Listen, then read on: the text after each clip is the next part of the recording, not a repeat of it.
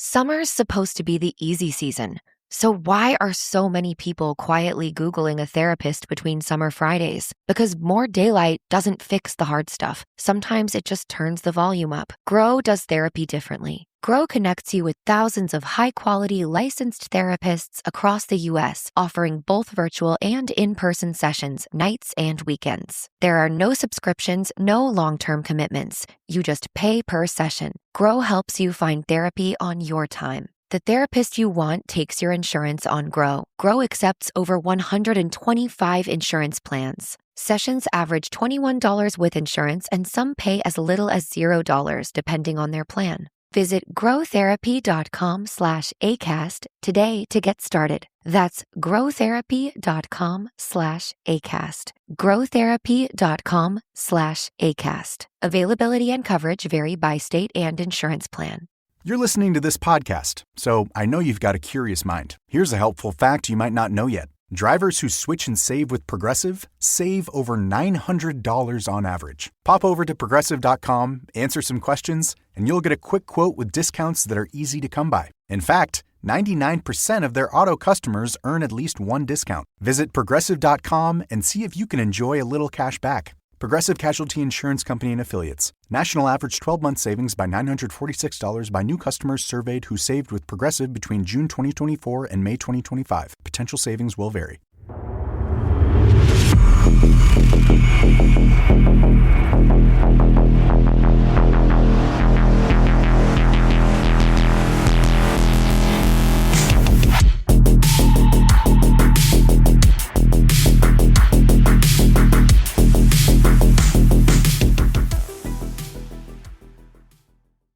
Welcome back to Gopher's Workshop.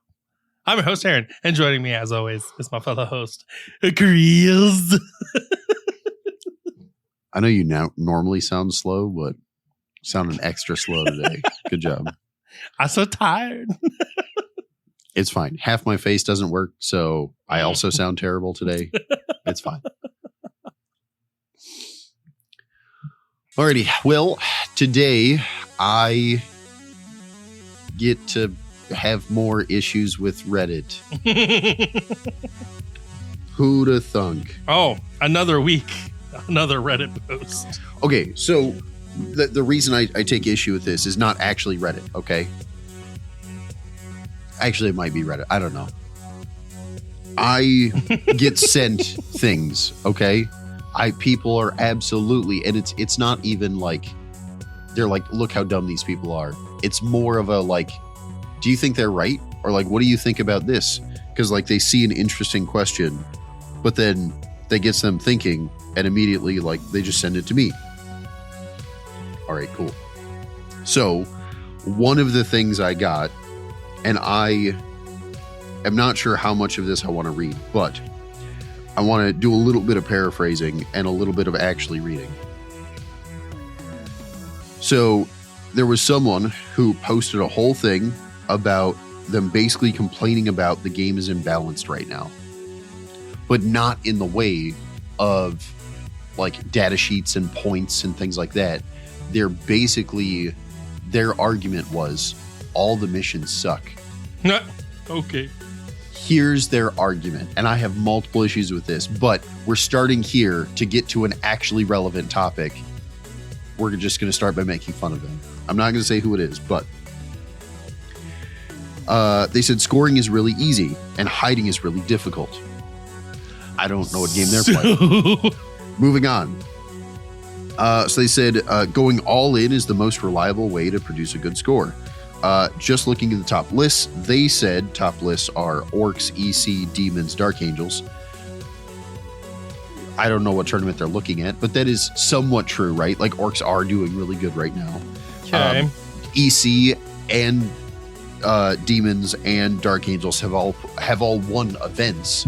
I don't think anyone is going to say that Dark Angels are like one of the top 4 factions, though. No. So again, I don't know where they're getting this information, but wherever it is they're looking at, they're saying these are all hyper lethal turn 1 or 2-1 turn 2 all in lists. I don't think that's true at all either. But that's what they're saying. So they're saying if they're saying like 2/3 of the missions are Dawn of War or Search and Destroy. Okay, I'm not sure that's actually true, but if we broad say that Dawn of War is both Dawn of War and Stair Step and Angled because they're all fat end deployments, sure, I guess. But at that point, yeah, you're right, it's 2/3. But also it's like 4 out of 6 deployments. That's how 2/3 works. Anyway. So anyway, they said basically, at first glance, the armies are all like cool or whatever, but all you really have to do is go all in on turn 2, and then whoever ends up winning turn 2 wins the game. And that's how the whole game is right now. Okay. I have so many personal... I am... You're right. And I immediately at 1 a.m. went into a flurry of bitching about this to the person who sent it to me. Anyway, Step 1, you cannot blame the missions or this edition on that, because let's go to literally every edition, also every game ever made. If there are 5 turns and I table my opponent on turn 2, no shit, I'm going to win. I have 3 turns to do whatever the hell I want. That's over half the game. What does that have to do with the missions? Yes, there are aggressive armies. Yes, if you table your opponent on turn 2, you're going to win. I'm not arguing with you, but also, in what world are you saying that like the game is imbalanced because of that? Sure, but you're not even like, oh, there's too many aggressive armies. You're saying the missions are bad because they allow for a turn 2 they could table somebody and still score. Time out. What the fuck? Anyway, here's my whole issue with the whole. There's too many aggressive armies. You know, one of the most arguably aggressive armies right now has a 45% win rate. It's mine. Blood Angels are super low on the win rate percentages, and they're one of the most hyper aggressive armies out there.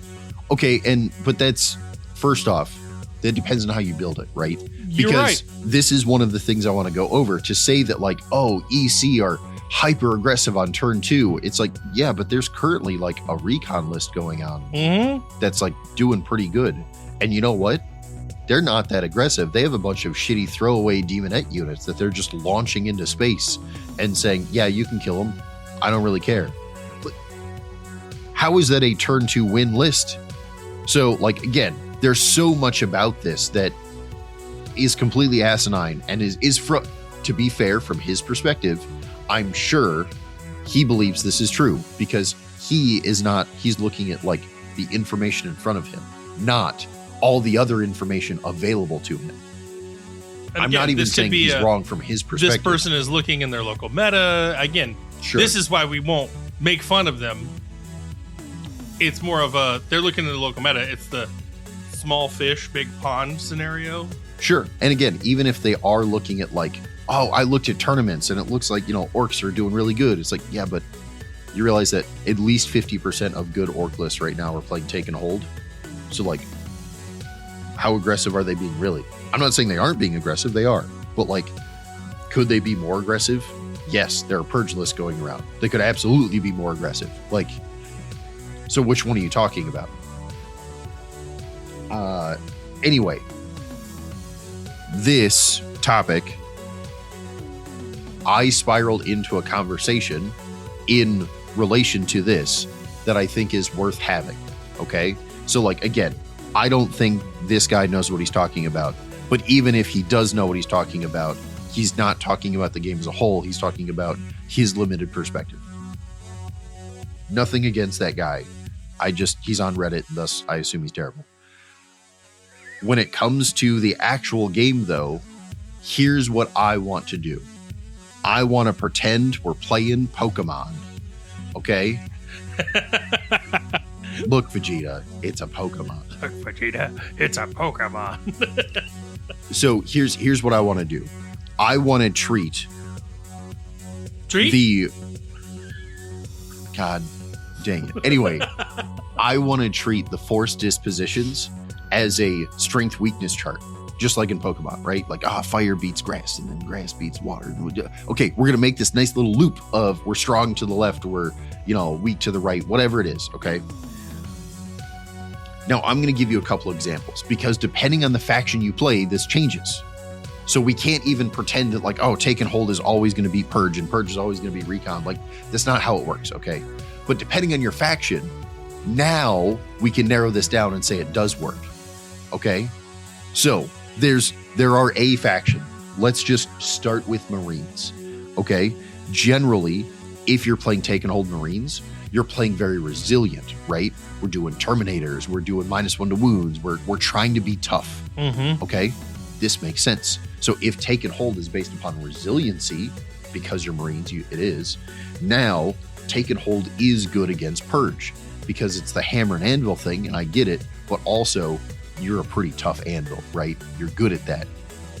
Also, Take and Holds allows you to be fairly defensive. Yep. As long as you don't overextend too early, you can kind of piecemeal a little bit of the Purge lists away, okay? So then Purge is damage output, right? Again, for Marines, objectively true, right? We've got a bunch of mobility with jump pack guys. We've got a bunch of damage output on the charge. Like, there are a bunch of examples of this, but we have enough specialty units that what kind of damage output do you need? Do you need tank busting? Do you need elite busting? There is a unit that does exactly what you want it to do. So we can Purge really efficiently, but it's all around like damage output and just like, that turn 2, I'm going to cripple all their things. Then turn 3, I'm going to clean them up. And then I'm going to score late in the game. Yep, that's exactly how it works. That isn't great against a good defensive, resilient-based Take and Hold. Now, there are other types of Take and Hold that they are good against, but for this sake, let's assume Marines on Marines, okay? So now, Take and Hold is better against Purge. If it's Marine on Marine, Purge is probably going to be better than Recon if it's Marine on Marine, because Recon cares about speed, it cares about cheap units, and it turns out Marines aren't necessarily that cheap. They're not expensive, but they ain't that cheap either, right? So now a Purge list can absolutely take all these small, speedy units that you were feeding them, and it can churn through those little units really quickly, okay? And since you're a Marine, your cheap units aren't that cheap, right? So it's not like you're running 20 plus units. Now you're Marines, you're still probably running like 13, 14, which is pretty good. But that's still 6, 7 less than some Xenos faction could run. So then these Marine lists that are a little elitist, not actually elitist, but a little, but they're built around speed. They're built around kind of cheap units that they don't mind sacrificing. Marines have good speed. We have access to that, right? To jump packs, bikes, speeders, etc. Like, we can totally go do speed. Recon is going to end up being good against priority, because Marine priority specifically is this, like, priority as a whole is kind of this tempo thing, right? Like, I'm going to kind of poke the center and I'm going to do some actions, but also I'm going to like not have to overextend, because it's not about killing stuff. It's about doing my actions and doing a little bit of something else, right? Like a little Take and Hold here, a little kill there. But it's this tempo, but because we're Marines, it's going to be a more defensive tempo, okay? I am going to have like an anvil unit that I try to put on the center. I am going to have this like good damage dealer that's going to go try to kill a thing. Defensive tempo. Now, priority is going to be, with this defensive tempo, is going to be good against Recon. Sorry, not Recon, Disruption. So Disruption is going to be also kind of tempo, but it's going to be in like this burst of damage kind of tempo, right? They're going to play a little defensive. They're going to burst out. They're going to get a bucket of points, like max 15 on turn 2. They can just do that because they have this burst of damage. So they're going to kind of suffer against priority, which gets to play tempo and still earn good points every turn, but they get to play defensively. So doing our full circle at this point, that Disruption is going to be really good against Space Marine Take and Hold. Why? Because Space Marine Take and Hold is very resilient, which tends to mean slower, and it's very like defensive. Well, it is better against this Marine take and hold because they're being so defensive, not extending out. Maybe it's because they're slow. Maybe it's because they don't need to extend out. But that gives Disruption free roam of the board to score good points. But they're built around this burst of damage, which means when they do actually need to do damage, whether it's to deny points or gain points, they have that ability. So now we created this Marine on Marine full circle, right? If we look at things this way, we can absolutely say when this guy is on the internet saying that, like, oh man, you know, everything's basically playing Purge. Even when you play Take and Hold, you're just playing Take and Hold and trying to kill everybody on turn 2, and then you score a bunch of cards later on down the road. Okay, is the problem that the Take and Hold disposition is like broken? Or is it because we're looking at the thing wrong? Maybe what we're waiting for is the meta, the group as a whole, to balance out with, like, you're right, Take and Hold players are kind of playing Purge right now. You know what balances that? Well, I'm going to look at my little chart here and say that we need more Recon players. And you know what happened like last weekend? More Recon players? There was like 4 winners that were all playing Recon across like multiple factions. There was no duplicate factions. But all 4 winners for the weekend, first place, were all playing Recon, regardless of faction. What? You're saying the fucking chart works? I made this fucking chart up like 5 minutes before we started recording. I'm not saying that this is even 100% accurate, but also, why is my chart working already? So now we go to other factions though, right? Because not everyone is going to play Take and Hold Resilient. Okay, Orcs are playing Take and Hold right now. They're resilient, but not in a way of like, I'm so tough you can't shift me. They're resilient in the like, I have a lot of bodies. So even after you kill like 15 boys, I have enough OC. Your Marines at 1 OC apiece aren't actually taking this away, right? And Eldar do the same thing, right? They're like, no, I got Storm Guardians. Yes, if you look at them funny, they'll fucking die. But also, so long as I got 3 left, your like Blade Guard can't actually out OC me. Yeah. You're wrecked. Like, you're wrecked, nerd. So again, there are different ways to play Take and Hold. But also, if the Take and Hold players right now are doing the I'm pretending to play Purge while choosing Take and Hold, I'm not saying that isn't a real thing. Absolutely it is. But now I have like a whole second, Pokemon chart here for the like less resilient factions. Whether we're talking about Orcs or let's say Eldar or whatever else, right? Like Take and Hold is out OCing people. It's good against Disruption when Disruption is trying to play flexibility like Eldar do. They have a bunch of specialty units that are all surprisingly cheap, but they're all T3 and like 1 wound, and if you really want to kill them, you can. Yeah, Disruption flexibility, but Take and Hold's better than that because you can, yes, you have a Melta squad, and you have a this squad, and you have a Flavor squad, but also you're never going to out OC me, so Take and Hold's better than that. Disruption is going to beat Recon with these softer styles. Why? Because Recon has really cheap sacrificial units, and they're going to be all over the board, and their damage output isn't going to be very good. Yep. Because they spent their few points on speed to be all over the board, so they score their points. Fair. But because they're a less resilient faction, they spent their points on speed, and they're also cheaper than like Marines would be for a cheap unit, which means you didn't argue to pay for any points to actually get some damage output because you're not willing to put characters in those units. Their purpose is to be cheap. Okay. So now they're sacrificing units and scoring in Recon, and they feel good until later on in the game when Disruption says, yeah, but I was killing those units like you had planned. But now it's turn 4 and I still have almost 1,800 points out of 2,000 and you're down to 1,000.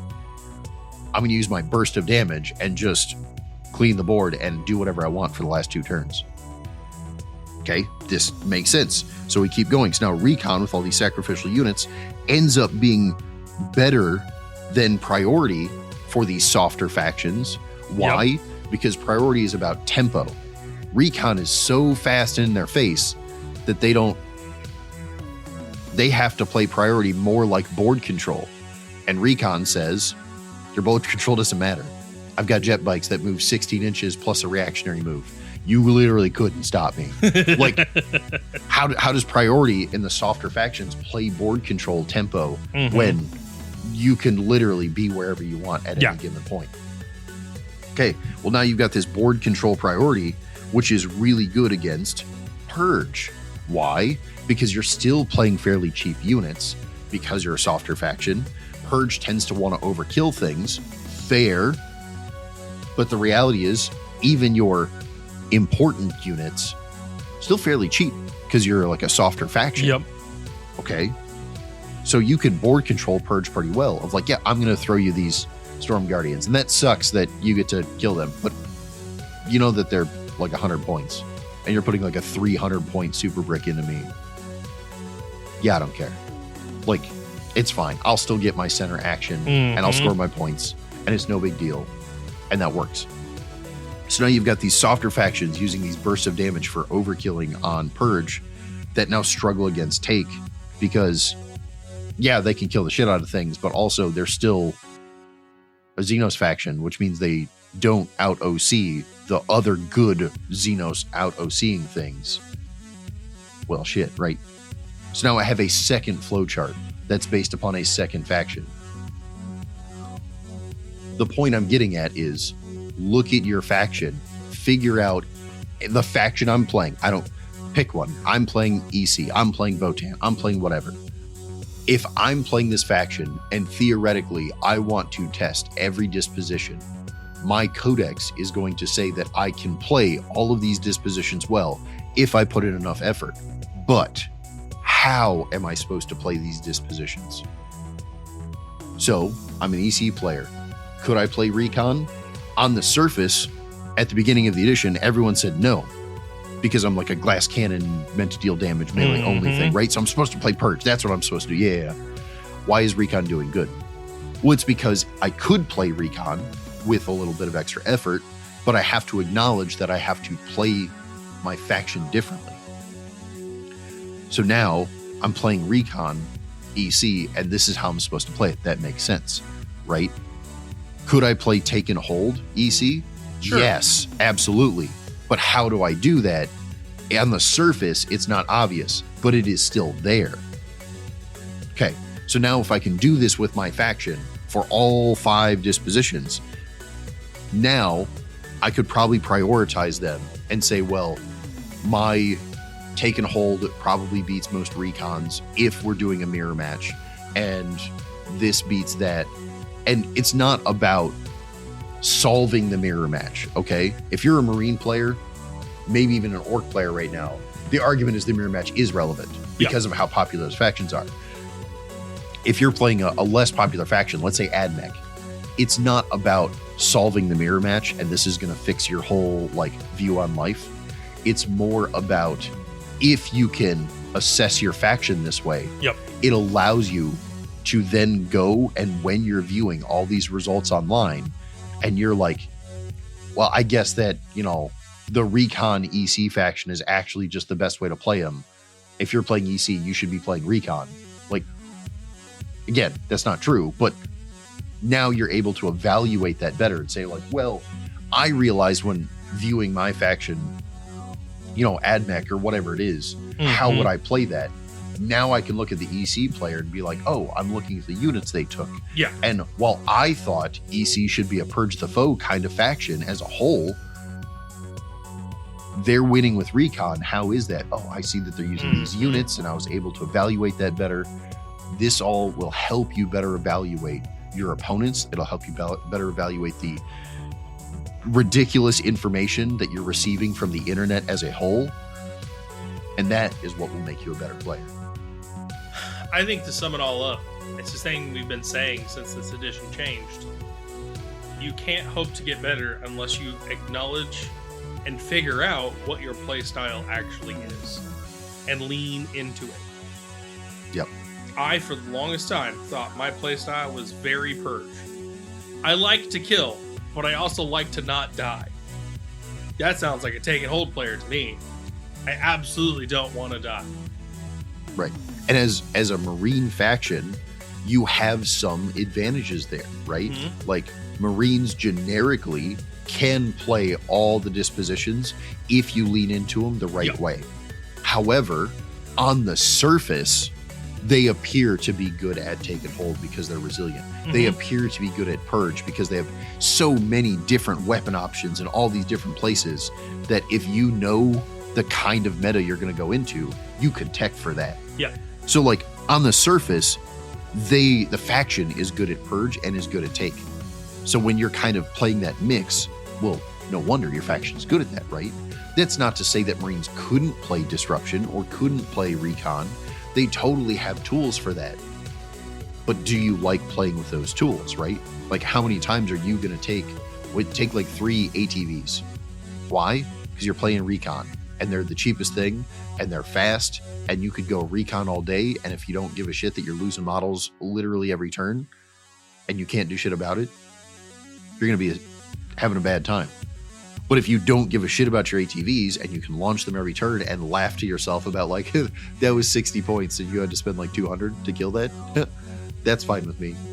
There are players out there that can have that mentality, and then you could play recon Marines and laugh at people. There was I forget the sub faction. There was a Marine recon player that won first place at a GT last weekend, but I don't remember what the like sub faction was. It might have been Dark Angels. I don't remember. Anyway. So this is what I'm trying to say. We should all spend a little time and evaluate if I were to play my faction as every disposition. I just decided I have to play disruption because it's available to me. I have to know what that means. Yep. It's not about actually going and playing that for months and that's your new thing. It's about understanding how would I win disruption with the tools I have. Oh, I never really looked at Chaos Spawn that way. Maybe they have a use that I wasn't thinking of before. Or insert whatever unit here, right? Like the Jaegers or the whatever. It doesn't matter. You can learn a lot about the game and about your faction by looking at it from a new perspective. As a side note, we've been saying this for editions, right? In a different way, but we've been saying this for many editions. If you ever feel like you're in a rut, you don't know what to do, you should get a faction or second faction that does something slightly differently. And I'm not saying go buy a bunch of models because that's like the right move.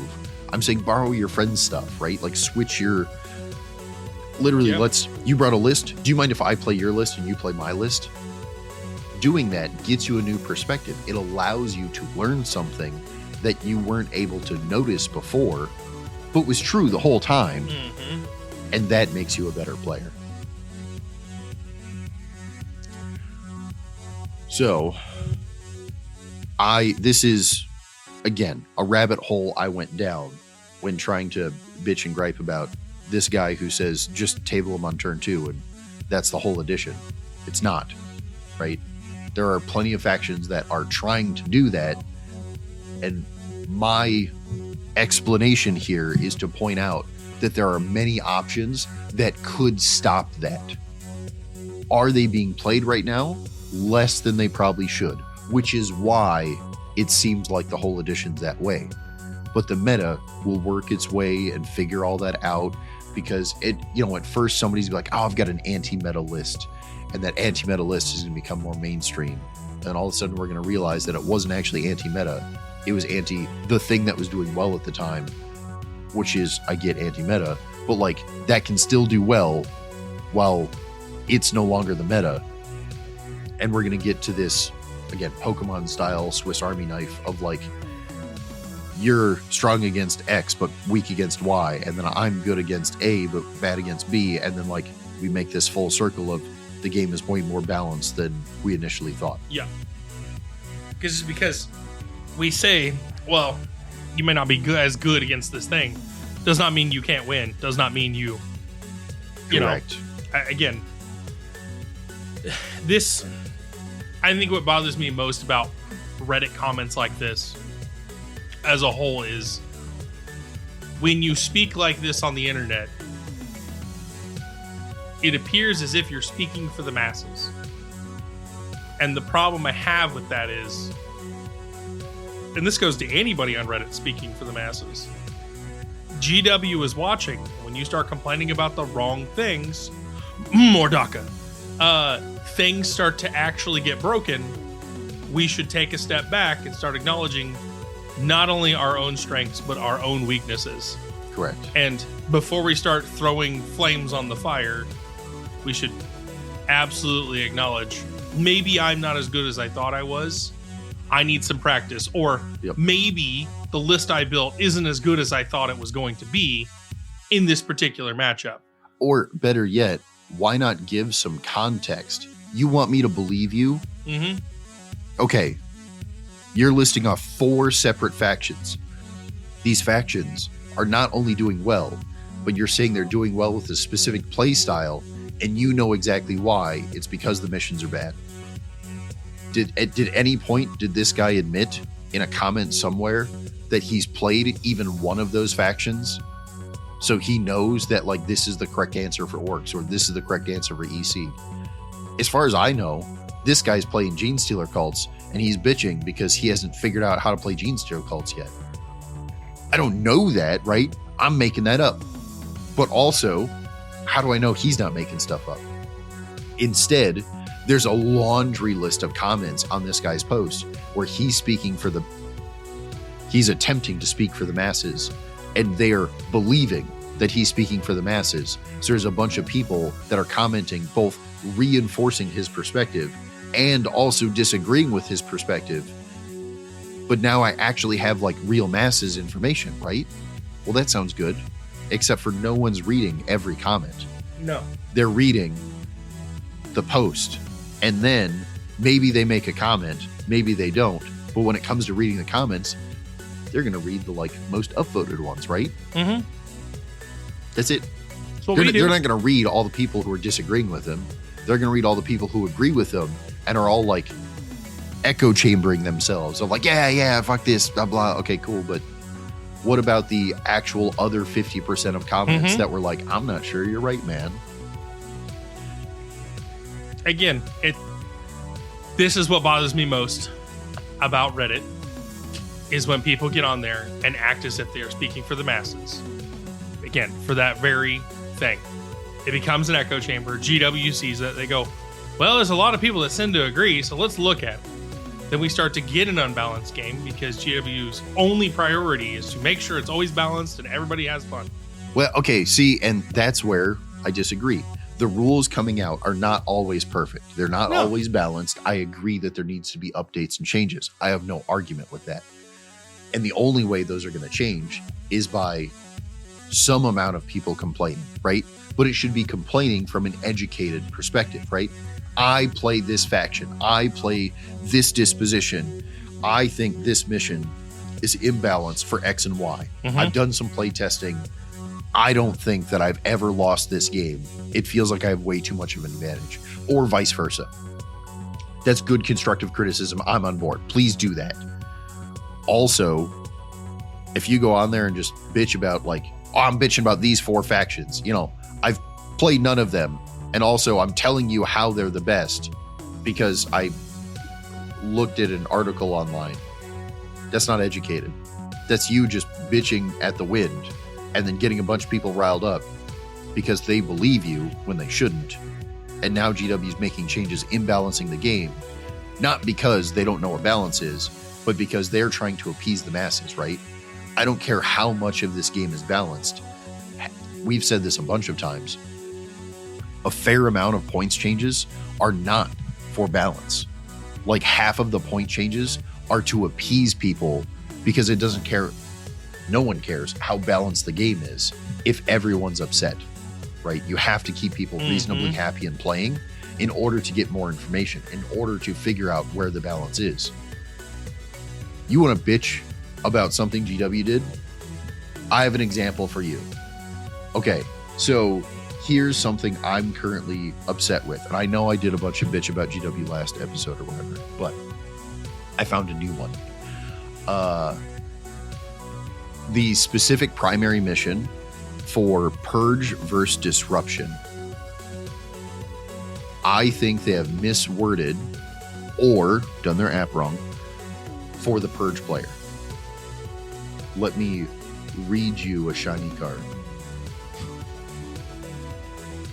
So, for the mission called Punishment, this is on the Purge player side. It says at the start of your turn, select 1 to 3 enemy units that are on the battlefield within range of an objective marker, and or destroyed 1 or more friendly units in the previous turn. Those units are condemned, and then later on, it says any battle round, 1 or more condemned enemy units left of the battlefield this turn, which is both an indicator of destroyed or like uppy downy. You get 5 victory points. Okay, so first off, there's a bunch of this that is clearly intentional. Okay, so let's start with, they said leave the battlefield, not destroyed. So they are allowing you as the Purge player to use this of like, they've got an uppy downy unit. Mark that, and then that'll discourage them from uppying because it'll give you 5 points for free. This is a cool tool, right? I am not upset about this. Do I think this is really powerful? Absolutely. But I'm not upset about it. Then it says when at the end of a turn, not your turn. If we look at the disruption, their primary says at the end of your turn, kill a thing. If you killed a thing, get 2 points. Okay, cool. So we've clearly made a distinction of it should be either player's turn that the Purge player should score. And it's only during the disruption player's turn they score during their turn. Okay, this is clearly a balance thing that was intended, and they play tested it. And I'm not saying that they shouldn't change it at some point. I have a strong argument for they should. But I acknowledge they did this on purpose. This was not an accident, okay? If they were just copy pasting, they would be the same. Here's where I have an issue. It says at the end of your turn, at the end of a turn, if this happens, score 5. Theoretically, that means during your turn, you kill a condemned unit, you score 5. Then during my turn, same battle round, you kill a condemned unit, you should score an additional 5. The app, this is a check mark, not a toggle.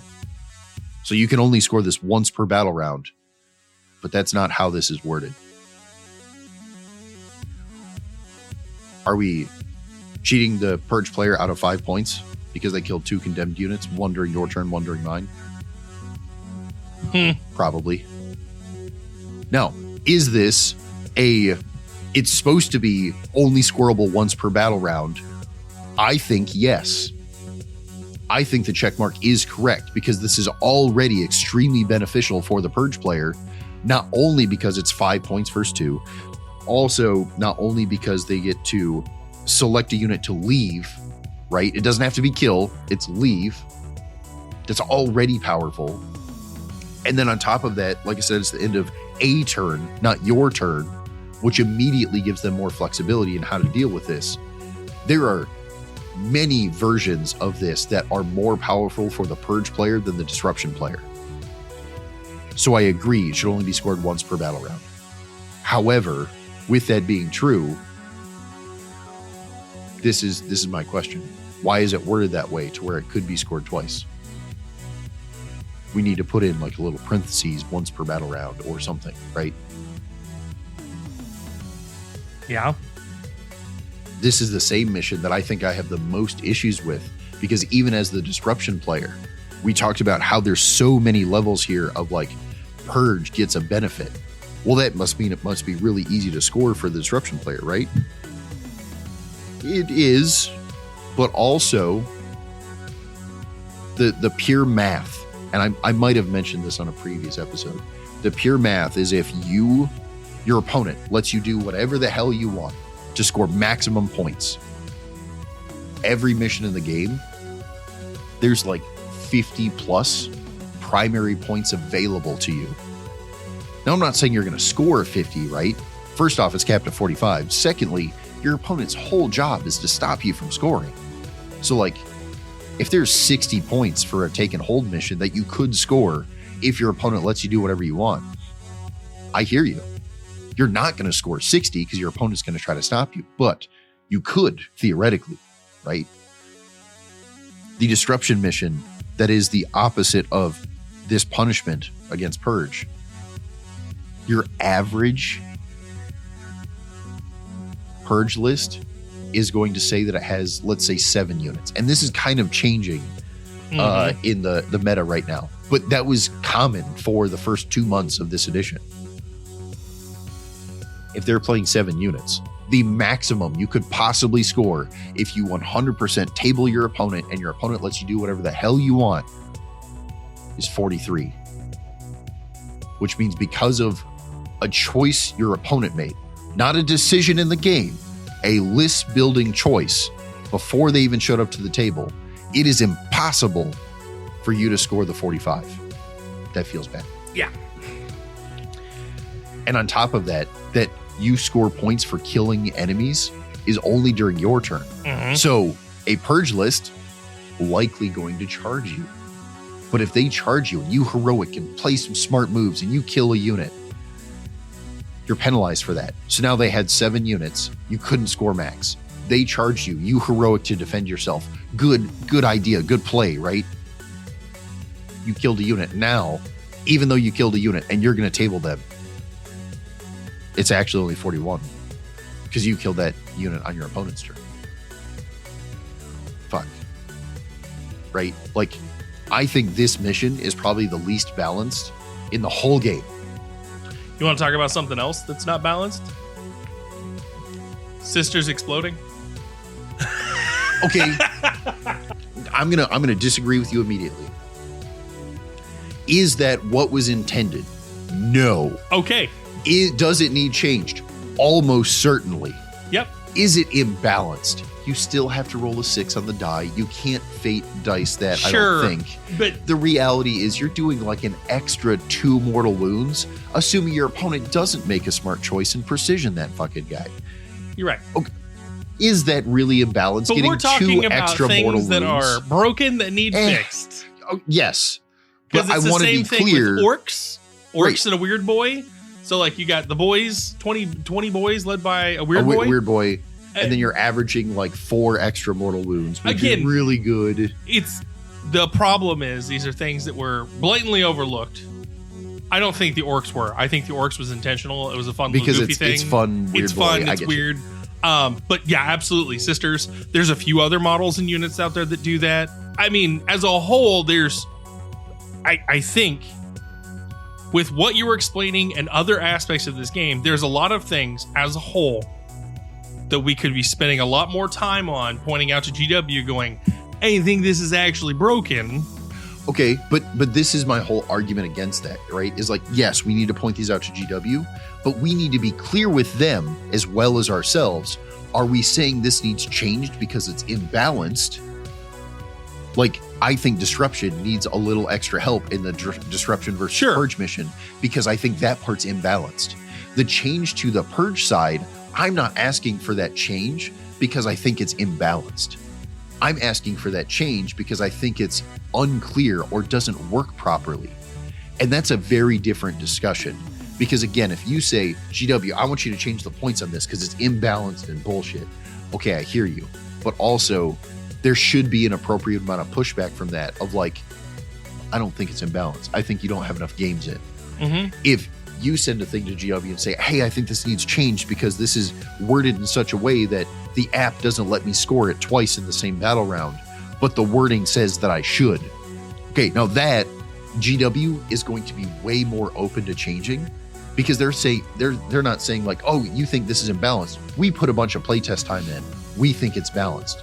They're going to say, oh, you're right. We worded that slightly poorly. I apologize. I see the confusion. Here's what we actually intended. Okay, we'll update that wording. And that's going to be way easier for GW to fix, as well as way easier for us to convince them to fix.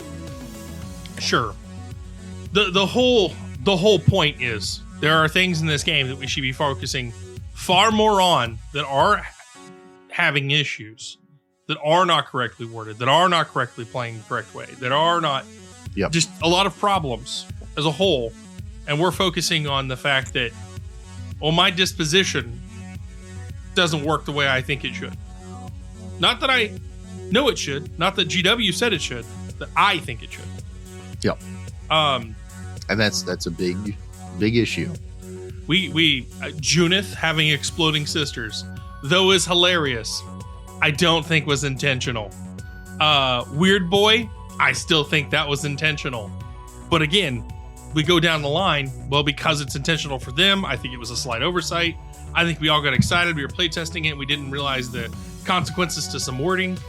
An extra sentence with the Weird Boy and changing a few words with the, Yeah, I think there should be an update to Deadly Demise. And then I think the Weird Boy should have like an extra rule. Give it to him for free. I don't even care. You give him the bonus rule of like when rolling for or every model in the unit he's leading gains his Deadly Demise. As long as he is still in the unit. Sure. There's a lot of things here we should focus on as a whole. The terrain. We pointed out last episode there's quite a few issues with terrain as it goes to, it's fine narrative, but competitive, we run into some issues. Again, there's a bunch of things that just are either bringing imbalance or are not clear. And as a whole, I think if we all work to find those problems and present them with educated evidence of like, these are the reasons why we believe it should be changed, we're being more helpful than a hindrance. Correct. And for clarity, in case you haven't noticed, which I totally understand if you haven't, but most of the things, if not all of the things that I'm bitching about, and I'm saying you should send an email to GW, this is a problem, it should get fixed, I am currently really only harping on not the balance issues, the like corrective issues, right? The like unclear, confusing issues, the terrain, this mission for Purge. I would love if everyone who's listening sends an email to GW about the Purge side of this, saying that the app doesn't let me score it twice and it's worded in such a way. I don't think that's what's intended, but either the app needs updated or the wording needs updated, because they both don't agree on how that should work right now. Yep. That's a corrective issue, right? We're not arguing balance. We're just saying this needs to be a corrective issue. That's what I want to focus on for the beginning of this edition. Because now we're all being helpful to GW. We're making the game better and clearer so that 3 months, 6 months down the road, when we're in the heart of 11th edition, now not only can we argue 11th balance better, but also when we're arguing about how this should be, we can say that like, no, I think this is imbalanced. And I'm going to say that because it's not, this is worded poorly, I don't think it's working. We're arguing it's imbalanced because everything's working like it should, and it still doesn't seem to work out the way like is reasonable. I just want, and again, all the emails I've sent, because I've sent a dozen, all of the emails I've sent are about the wording doesn't match how it's supposed to work. Not balance, not I don't think this is fair. It's your wording says it should be able to run these two detachments together, but the app won't let me. Okay, I'm going to send you an email, right? Like the wording of the mission says I should be able to toggle this twice in the same battle round, but it's a check mark, so it won't let me. Yet these are what we're sending emails about. Not, well, I think the stomp is crazy and nope, we're not doing that yet. I have plenty of bitches, right? The disruption side of this disruption versus purge, I don't think is fair. I think it could use better balancing. The new Stompa datasheet that came out, we don't have the points yet, so I'm not going to say that it's unfair, but also of all of the spoilers for orcs, plenty of people have talked about power creep. Someone sent me a video about how Gazgul's this like super power creeped nonsense. I don't think that's true at all. I think new Gazgul is probably the way he should have been from the get-go. Like being a T5, basically slightly better mega boss, like was never what he should have been. No. So like, I don't think anything I've seen so far has been power creep to the point where I think it's inappropriate. Not until after I see the points. there's exactly one thing in all of the spoilers that I'm actually concerned about with orcs. And it's like a single weapon. That's it. It's one data sheet, one single weapon, I think is a little too powerful. But again, I'm not going to bitch about it yet. Why? I don't have points. I don't know. You also don't know how it's actually going to play and work. I think I do. But again, if it turns out that the new Stampa is 1,000 points, I don't care how good he is. That's 1,000 points. I'm going to get off my high horse. Nope. He is absolutely broken. He's 1,000 points. You don't have enough units to actually win the game. But he's broken. Have fun. Like, fair. If right? you lose him. I'm okay with that. If it turns out that, like, Stampa not only is getting better and has one kind of broken weapon, but also he's like 500 points, okay, we have a real fucking problem. He should not be that cheap, and he's broken. Can we fix this, please, for balance? But that's a later problem. Yep. Okay. Well, you got anything else to go over, Chris? Not right now. We had our first LMC event as just like a little news thing. It went great. I think everybody had a blast. We're going to keep doing LMC stuff here locally. Mm-hmm. Obviously, we still run our regular tournaments in addition to this. So if you are within a reasonable drive, please, you are welcome to show up to our events. We would love to have you guys. Also, orcs are going up for pre-order this weekend. Mm-hmm. So by the time you hear this, keep an eye out on Saturday. I don't have my allocations yet, but we ordered a small mountain. So if you're looking for things, I can't promise I'll have a bucket. But if they give me what I asked for, I should have something for you. Please check the website. Still 15% off. We'll totally take care of you. If you can't find what you're looking for, I still have a mountain of Armageddon boxes. Armageddon boxes, some of which I'm willing to split up still after Nova. So shoot me an email if you're looking for like, boys are out of stock and I can't find new boys anywhere. This sucks. Shoot me an email. I might have some sprues. I can't promise that, but I might have some Armageddon sprues for boys for you, right? Mm-hmm. So we'll try to take care of everybody as best we can. Well, with that being said, before we bid everyone adieu, we have to thank our patrons. Hooray! So, starting with our Guardsman patrons, Sergeant Matt's Mini Minute, and Captain Beefalo. We also have to thank Andy. He's gone. He is only physically gone. He's always here. I was hanging out with him in the Discord on Monday. He's only kind of gone. So next we have to thank our White Shield Guardsman patrons, Mitch, Nicodemus, Tiburus, and Stephen Grace. And of course, our Servo School patrons, Dez and Renee. So thank you to our patrons, because without you, Chris wouldn't be able to complain for 45 minutes. I don't know. No, I'm pretty sure it could.